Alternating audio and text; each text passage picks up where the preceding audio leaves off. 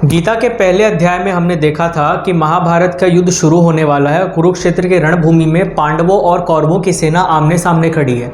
वहां संजय धृतराष्ट्र को लाइव बता रहे हैं कि रणभूमि में हो क्या रहा है। संजय कहते हैं कि रणभूमि में कौरवों और पांडवों की सेना आमने सामने खड़ी है और अर्जुन कह रहे हैं कृष्ण से कि मेरे रथ को दोनों सेनाओं के बीच में ले चलो। जब कृष्ण दोनों रथ को दोनों सेनाओं के बीच में ले जाते हैं तब अर्जुन बड़े भावुक हो जाते हैं पितामह भीष्म और गुरु द्रोणाचार्य को देखकर। अर्जुन कहते हैं कि मैं इन लोगों को मार नहीं सकता, इन लोगों को मारकर मैं पाप करूंगा, इसलिए मैं युद्ध भी नहीं करूंगा। जब धृतराष्ट्र को यह पता लगता है कि वो युद्ध नहीं करने वाले, धृतराष्ट्र बहुत खुश हो जाते हैं।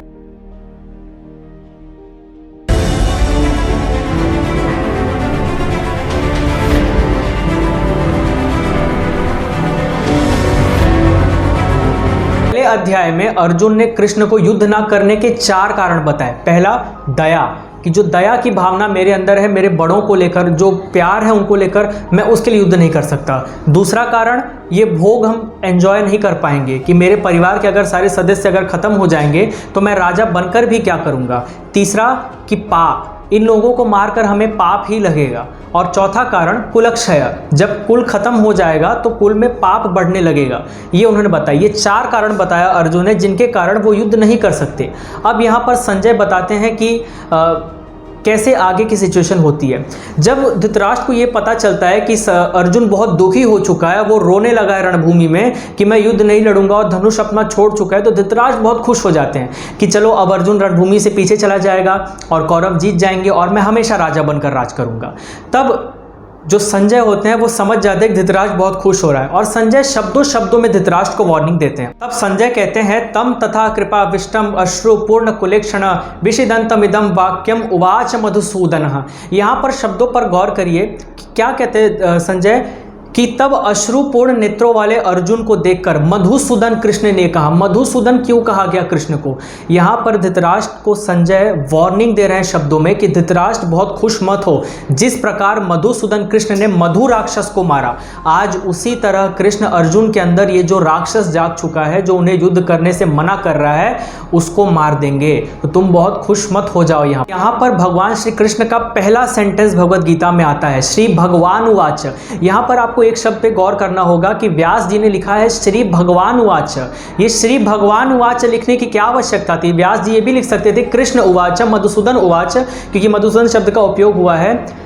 श्री भगवान उवाच इस शब्द का उपयोग इसलिए किया गया क्योंकि व्यास जी ने यहाँ अथॉरिटी लेकर कहा है कि हाँ, कृष्ण ही भगवान है। अब श्री कृष्ण ने क्या कहा? श्री भगवान उवाच कुतत्वकश्मलिदम विषमे समुपस्थितम अनार्जमस्वर्गम्यम अकीर्तिकर अर्जुन, कि हे अर्जुन, तुम्हें ये रणभूमि में ऐसे विषम स्थल में ये विचार तुम्हारे मन में आए कैसे? क्योंकि पहली बात, ये जो विचार तुम्हारे मन में आ रहे हैं ये अनार्य हैं। आर्य के मन में ये विचार नहीं आ सकते। यहाँ पर आर्य कौन है? आर्य वो व्यक्ति होता है जो अपने सभी भौतिक चीज़ों को करते हुए भी, मटीरियलिस्टिक जो संसार की चीज़ों को, अपनी ड्यूटीज़ को पूरा करते हुए अपने आप को स्पिरिचुअली बहुत टाइट रखता है, स्पिरिचुअली बहुत अच्छे से अपने आप को फिट रखता है, वो व्यक्ति यहाँ पर आर्य है। वो आर्य वाले तुम काम नहीं कर रहे हो।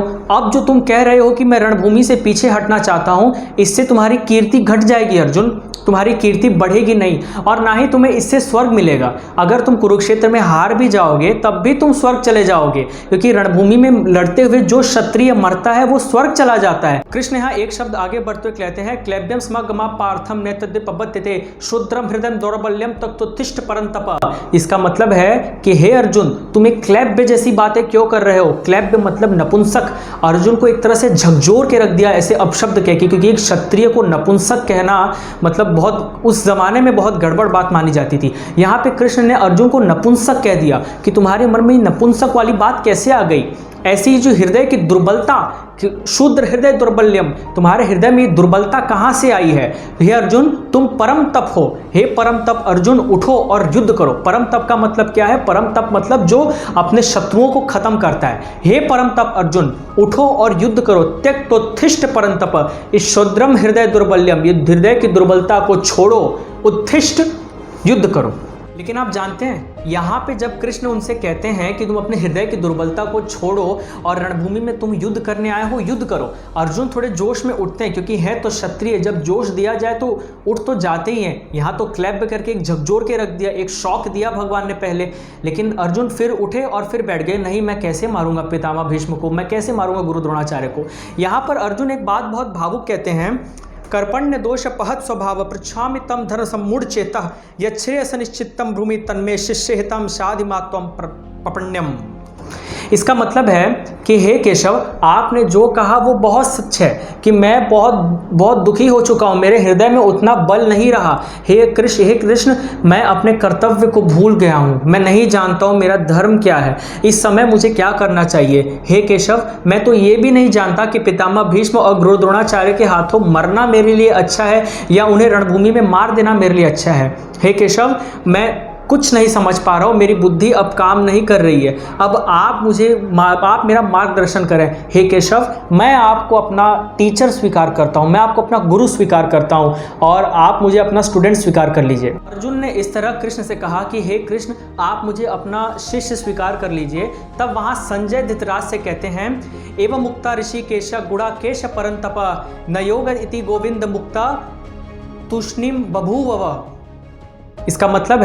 इसका मतलब होता है कि धृतराष्ट्र जी, आप खुश मत होइए। यहाँ पर जिस अर्जुन ने अपने नींद पर विजय प्राप्त कर ली, गुड़ाकेश इस शब्द का उपयोग किया। गुड़ाकेश मतलब जो अपने नींद पर विजय प्राप्त कर ले, जो अपने नींद पर विजय प्राप्त करता है वो तामस गुण पे विजय प्राप्त कर लेता है। तो अर्जुन ने तामस को ऑलरेडी हरा दिया है। अर्जुन सोए ना तो भी इसको कोई फर्क नहीं पड़ता है। अर्जुन परम तप भी है, वो फिलहाल नींद में गया है ना, वो जागेगा तो परम तप है, अपने शत्रुओं को मार कर रहेगा। तो धृतराष्ट्र तुम खुश मत हो। यहाँ पर जो संजय है वो बहुत स्थिर बुद्धि वाले हैं। धृतराष्ट्र, जैसे मैंने आपको बताया, अपने राज्य के घमंड में चूर हो चुके हैं। उन धृतराष्ट्र को संजय बार बार शब्दों में वार्निंग दे रहा है, लेकिन धृतराष्ट्र अब भी नहीं समझ पा रहे। Come back to Kurukshetra. जैसे ही यहाँ पर अर्जुन ने कहा कि हे केशव, आप मुझे अपना शिष्य स्वीकार करिए, पहले कृष्ण हंसे क्यों? क्योंकि आज एक दोस्त स्टूडेंट बनने को तैयार हो गया, एक मित्र शिष्य बनने को तैयार हो गया, इसलिए कृष्ण हंस दिए और अगले ही क्षण कृष्ण मुस्कुरा दिए।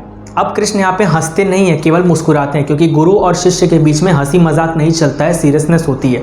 तो कृष्ण यहाँ मुस्कुराते हैं और कहते हैं, ठीक है अर्जुन, तुमने मुझे अपना गुरु स्वीकार किया है तो मैं भी अब गुरु के रोल में आ रहा हूँ और अब मैं तुमको गाइड करूँगा। यहाँ पर आप एक मैसेज देख सकते हो, एक संदेश हमें मिलता है कि हमने अपने जीवन काल में कभी कोई पूजा पाठ की हो या ना की हो, उससे भगवान को कोई फर्क नहीं पड़ता।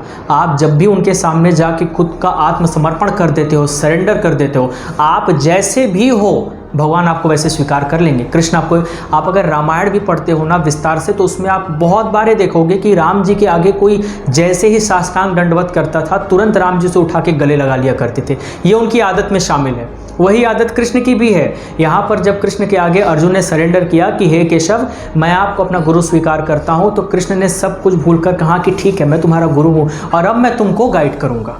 कृष्ण एक गुरु के रोल में आ चुके हैं, तो अपने स्टूडेंट अर्जुन को कैसे गाइड करते हैं? वो कहते हैं कि अर्जुन देखो, यहाँ पर जो पितामह भीष्म को तुम अपने सामने खड़ा हुआ देख रहे हो, गुरु द्रोणाचार्य को देख रहे हो, अपने अन्य रिश्तेदारों को देख रहे हो, तुम उनके शरीर के प्रति लगाव लगा चुके हो अर्जुन। यहाँ पे जब तुम पितामह भीष्म को मारोगे, यहाँ जब तुम गुरु द्रोणाचार्य को मारोगे, तब वहाँ उनका केवल शरीर खत्म होगा, उनकी आत्मा कभी नहीं खत्म होगी। यहाँ पर धूप छांव सर्दी गर्मी जिस तरह आती है और चली जाती है, उसी तरह इंसान का जन्म होता है और इंसान एक दिन मर जाता है। जब इंसान का जन्म होता है वो बच्चे से बड़ा जवान होता है, जवान से बूढ़ा होता है, एक दिन उसका देहांत हो जाता है, क्योंकि यही प्रकृति का नियम है, यही परिवर्तन है और ये परिवर्तन होकर रहेगा। तो तुम इन लोगों के लिए शोक मत करो। बुद्धिमान व्यक्ति किसी के जीने के लिए और किसी के मरने के लिए कभी शोक नहीं करते, वो हमेशा हर जगह स्थिर रहते हैं। धूप छांव सर्दी गर्मी जिस तरह आती है, उसी तरह लोग आते हैं और चले जाते हैं। अगर तुम इनके लिए दुख करते बैठोगे अर्जुन, तब तुम्हें सहना पड़ेगा। अर्जुन कहते हैं कि हे केशव, मैं क्यों सहूं? तब कृष्ण तुरंत कहते हैं कि जो व्यक्ति सुख और दुख को एक नज़र से देखता है। आप अगर सेकंड चैप्टर बहुत विस्तार से पढ़ते हैं ना, तो सेकंड चैप्टर में एक शब्द बहुत बार इस्तेमाल किया गया है, समत्वम, समता। जो व्यक्ति हर सिचुएशन को संभाव से देखता है, वो व्यक्ति निश्चित ही मुक्ति के योग्य है। यहाँ गीता में मुक्ति का मतलब है मोक्ष। मोक्ष मतलब salvation. Salvation means freedom from the cycle of life and death. बार बार जन्म और मृत्यु के साइकिल से मुक्ति को मोक्ष कहा जाता है। अर्जुन कृष्ण कहते हैं कि जो व्यक्ति हर सिचुएशन में एक जैसा रहता है वो व्यक्ति निश्चित ही मोक्ष पा जाता है, क्योंकि उसकी बुद्धि स्थिर हो जाती है। अर्जुन को एक बार फिर कहते हैं नास्तो विद्यते भावो न भावो विद्यते सदा, कि हे अर्जुन यहाँ तुम जो देख रहे हो सब भौतिक है और भौतिक चीज टेम्पररी है। यहाँ पर जो जो तुम देख रहे हो, जिस व्यक्ति को देख रहे हो वो व्यक्ति को मरना ही है। तुम उनके मरने के लिए अपने कर्म को, अपने धर्म को छोड़ो मत। तुम नेचर के साइकिल पे डिपेंड होकर मत करो, क्योंकि ये तो प्रकृति तो अपना काम करेगी ही, लेकिन तुमको भी अपनी ड्यूटी को अंजाम देना होगा। फिर अर्जुन पूछते हैं अगर प्रकृति ही काम कर देगी, अगर प्रकृति एक दिन इन लोग को मार देगी तो मैं छोड़ देता हूँ, कौरवों को उनके कर्मों की सजा प्रकृति दे देगी, तो मैं इन्हें क्यों मारूं? कृष्ण कहते हैं कि ये तुम्हारा धर्म है, तुम क्षत्रिय हो और क्षत्रिय का धर्म होता है युद्ध लड़ना। तुम रणभूमि में इसलिए नहीं आए थे कि तुम्हें रणभूमि से पीठ दिखाकर भागना पड़ेगा। इतिहास तुम्हें ये कहकर नहीं याद रखेगा कि अर्जुन ने दया के लिए, अपने परिवार के प्यार के लिए अपने आप को मरवा लिया और रणभूमि से चला गया। ऐसा नहीं, दुनिया ये कहेगी कि अर्जुन एक कायर व्यक्ति था, जो एक कायर क्षत्रिय था। वो था एक कायर क्षत्रिय जो रणभूमि से भाग गया। तुम्हें इस तरह याद रखा जाएगा, और किसी सम्मानित व्यक्ति के लिए अपमान से अच्छा है कि वो मर जाए। फिर अर्जुन से कहते हैं नैनम छिंदन्ति शस्त्राणि नैनम दहति पावक न चैनम क्लेदयन तापो न शोषयति मारुता। हे अर्जुन, ये जो आत्मा है, ये आत्मा को न शरीर या शस्त्र से काटा जा सकता है, न अग्नि से जलाया जा सकता है, न जल इसे भिगो सकता है और न वायु हवा इसे सुखा सकती है, क्योंकि आत्मा अमर है। शरीर मर जाएगा लेकिन आत्मा कभी नहीं मरती। जिस तरह हम रोज अपने कपड़े बदलते हैं, उसी तरह आत्मा अपना शरीर एक दिन बदल देती है। और दोस्तों, आज का साइंस भी इस बात को मानता है कि energy can neither be created nor it can be destroyed, it can only be transferred from one body to another. यही बात कृष्ण ने भी कही कि नैनम छिंदन्ति शस्त्राणि नैनम दहति पावक न चैनम क्लेदयन तापो न शोषयति मारुता, कि आत्मा को न बनाया जा सकता है, ना उसे मारा जा सकता, उसे केवल एक शरीर से दूसरे शरीर में भेजा जा सकता है। जब हमारा जन्म होता है तभी हमारे मृत्यु की प्रक्रिया शुरू हो जाती है। हर साल बर्थडे सेलिब्रेट करते हो ना, तो हर साल अपने जीवन के एंड के एक एक साल, एक एक क्षण तुम आगे बढ़ते जा रहे हो और अपने लाइफ के एंड को धीरे धीरे धीरे धीरे अप्रोच कर रहे हो। तो तुम्हारे जन्म से ही तुम्हारे मृत्यु की तैयारी भी शुरू हो चुकी है पार्थ। और अगर आज तुम इन भौतिक लोगों के लिए शोक कर रहे हो तो विश्वास करो तुम गलत कर रहे हो। आगे कहते हैं जातस्य ही ध्रुवम मृत्यु ध्रुवम जन्म मृतस्य च, कि जिस तरह एक व्यक्ति का जन्म हुआ तो उसका मरना तय है, तो जिस व्यक्ति का मृत्यु हो चुकी है उसका फिर जन्म लेना भी तय है। आज तुम इनके शरीर को यहाँ खत्म कर दोगे तो मैं इनको नया शरीर दे दूंगा, क्योंकि यहाँ पर केवल उनके इस भौतिक शरीर का अंत हुआ है, उनकी आत्मा का अंत नहीं हुआ है। एनर्जी को दूसरे शरीर में ट्रांसफर कर देंगे, आत्मा को दूसरे शरीर में दे दूंगा अर्जुन। तो तुम अपने कर्म से पीछे मत हटो। तुम एक क्षत्रिय हो, एक क्षत्रिय का युद्ध लड़ना सौभाग्य की बात होती है। एक क्षत्रिय का कर्म ही युद्ध लड़ना है। पहली बात, हर क्षत्रिय को युद्ध लड़ने का अवसर भी प्राप्त नहीं होता। तुम क्षत्रिय हो और तुम्हें युद्ध लड़ने का अवसर प्राप्त हो रहा है, और तुम अगर यहाँ पर अपनी एक शुद्र मानसिकता के कारण युद्ध से पीछे हट जाओगे अर्जुन, तो इतिहास तुम्हें केवल एक कायर कह के याद रखेगा कि एक अर्जुन नाम का क्षत्रिय था जो रणभूमि से भाग गया था। ने जो फर्स्ट चैप्टर में एक अपना शंका बताई थी कि एक कारण बताया था कि अगर मैं इन लोग को मार भी दूंगा तो मैं भोग कैसे स्वीकार करूंगा, मैं इन जो राज्य का वैभव हुआ, जो संपत्ति हुई, उसको कैसे एंजॉय करूंगा। उस डाउट को भी कृष्ण यहाँ सॉल्व कर देते हैं। कृष्ण कहते हैं हतो वा प्राप्स्यसि स्वर्गम जीत्वा वा भोक्ष्यसे महिम तस्माद् उत्तिष्ठ कौन्तेय युद्धाय कृत निश्चयम्। इसका मतलब है कि हे अर्जुन, या तो तुम इस रणभूमि में मारे जाओगे और स्वर्ग चले जाओगे, या तो तुम इस रणभूमि में जीत जाओगे और पूरी दुनिया पर राज करोगे। तो अर्जुन, यहाँ फायदा तुम्हारा है। अगर तुम जीत जाओगे तो भी भोग स्वीकार कर लेना, और अगर मर गए तब तो तुम स्वर्ग में रहोगे। तो तुम्हारा फायदा तो दोनों तरफ है, भोग तो तुम्हें दोनों तरफ मिल रहा है। तो तुम इस संशय को छोड़ो कि तुम्हें भोग नहीं मिलेगा। तुम्हें भोग तो दोनों जगह मिल रहा है, यहाँ तो कीर्ति भी मिलेगी। अगर तुम रणभूमि में मारे भी जाओगे तो वीर गति को प्राप्त होगी। एक शहीद का दर्जा बड़ा होता है। कृष्ण यहाँ पर कहते हैं सुखे दुखे समे कृत्वा लाभा लाभो जया जयो ततो युद्धा युजस्व नैनम पाप बप्स्यसि।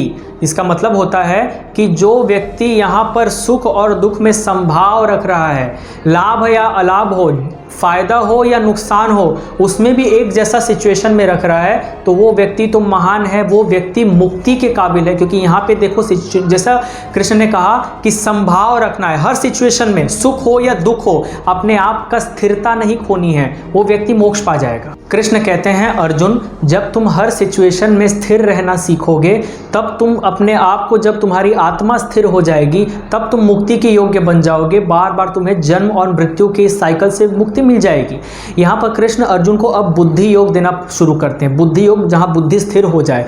बुद्धि योग कैसे आई? कृष्ण ने कहा कि बुद्धि योग को प्राप्त करने का सबसे अच्छा तरीका है भक्ति। कृष्ण अर्जुन को यहाँ भक्ति में उनका माइंड डाइवर्ट करते हैं कि तुम जब ईश्वर के भक्ति में लग जाओगे, तब तुम्हारी बुद्धि स्थिर होने लगेगी। अब कृष्ण यहाँ अर्जुन से कहते हैं कि हे अर्जुन, तुम्हें बस अपना कर्म करना है। कर्म करने के लिए कृष्ण ने क्या कहा? कर्मण्येवाधिकारस्ते मा फलेषु कदाचन मा कर्मफल हेतुर्भुर्मो ते संगो सत्व कर्मणि। इसका मतलब होता है कि हे अर्जुन, तुम बस अपने कर्म करते जाओ, फल की चिंता मत करो। फल जो भी होगा, अच्छा होगा या बुरा होगा, वो देने वाला मैं हूँ। फल देने का अधिकार मेरा है। तुम्हारे पास केवल तुम्हारे कर्म करने की ताकत है, और तुम्हारा कर्म क्षत्रियों वाला है। तुम रणभूमि से भागने के लिए नहीं बने हो। तुम्हारा काम रणभूमि में युद्ध लड़ना है। अब यहाँ पे तुम अगर जीतोगे तो मैं तुम्हें राज्य दे दूंगा, और अगर तुम यहाँ पे मारे गए तो मैं तुम्हें स्वर्ग दे दूंगा। तो दोनों तरफ तो तुम ही फायदे में हो। फिर अर्जुन पूछते हैं कि हे केशव, मैं ये जानना चाहता हूं कि स्थिर बुद्धि वाला पुरुष कैसे चलता है, कैसे बोलता है, कैसे बैठता है, और उसके लक्षण क्या होते हैं। कृष्ण कहते हैं कि स्थिर बुद्धि वाला पुरुष के 4 लक्षण है। पहला, वो केवल अपने कर्म करता है, फल की इच्छा नहीं करता, वो इच्छाओं में मिलता नहीं है, वो अपना कर्म करता जाता है, बस निष्काम कर्म। दूसरा, वो स्थिर रहता है, अपने आप को वो स्थिर रखता है। कृष्ण यहाँ पर एक श्लोक कहते हैं, बहुत अच्छा होगा, आपने सुना भी होगा। कृष्ण कहते हैं, दुखेष्वनु दुविघ्न मनः सुखेष्वनु विगत स्पृहा वितराग भय क्रोधः स्थितिधीर मुनिरुच्यते। जो पुरुष सुख और दुख में एक जैसा रहता है, जिसके लिए गुस्सा होना या क्रोध में या प्रेम में वो एक जैसा रहता है, वो हर सिचुएशन में सुख हो या दुख हो एक जैसा रहता है, वो पुरुष स्थिर बुद्धि वाला पुरुष होता है। तीसरा उन्होंने पूछा कि ये स्थिर बुद्धि वाला पुरुष जो होता है, वो उसके और क्या लक्षण होते हैं, वो कैसे बैठता है। फिर वहाँ पे कृष्ण कहते हैं, विश्या विनिवर्तन्ते निराहस्य देहिना रसवर्जम रसोपस्य परम दृष्टवा निवर्तते। इसका मतलब यहाँ पे अर्जुन एक सवाल पूछना चाहते थे, बैठना इन द सेंस अपने सेंसेस को कैसे बैठाता है, अपने सेंसेस को कैसे कंट्रोल करता है। तो कृष्ण ने क्या कहा? विश्या विनिवर्तन्ते निराहस्य देहिना रसवर्जम रसोपस्य परम दृष्टवा निवर्तते। जिसका मतलब होता है कि जो स्थिर बुद्धि वाला पुरुष होता है, वो अपने लोअर टेस्ट को डिस्कार्ड कर देता है और हायर टेस्ट डेवलप करता है। लोअर टेस्ट मतलब जो टेस्ट, जो हम कोई नशा करते हैं, जो किसी प्लेजर एक्टिविटी में इन्वॉल्व होते हैं, फिजिकल सुख के पीछे जब व्यक्ति भागता है, तो वो लोअर टेस्ट होता है।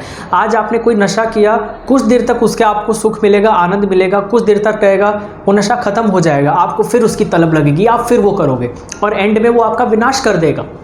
और जो स्थिर बुद्धि वाला पुरुष होता है, वो हायर टेस्ट रखता है, वो नॉलेज एक्वायर करता है, वो ज्ञान लेता है अपने अंदर, वो अपने आप को हर जगह आगे रखने की कोशिश करता है। जब अपने आप को हर जगह आगे रखने की कोशिश करता है, तो ये उसको परमानेंट सुख देता है, जो उसके जीवन भर उसके साथ रहता है। फिर कृष्ण यहाँ पर अर्जुन को बताते हैं, जानते हो अर्जुन, तुम इस दुनिया में सुखी कैसे रह सकते हो। सुखी रहने के तरीके यहाँ पे कृष्ण अर्जुन को बताते हैं। पहला, शांत रहना सीखो, स्थिर रहना सीखो। जो व्यक्ति शांत और स्थिर होता है अपने आप को, अब तक उन्होंने स्थिर कैसे होना है ये बताया, अब बताते हैं जो व्यक्ति स्थिर होता है वो व्यक्ति खुश रहता है। स्थिर कैसे होंगे वो ही बता देते हैं कृष्ण। आज जब अपने मन को भक्ति में लगाते हो, कृष्ण भक्ति में लगाओ, या जिन्हों आप मानते हो उनके भक्ति में अपने आप को जब आप लगाते हो, तब आपका मन स्थिर होता है।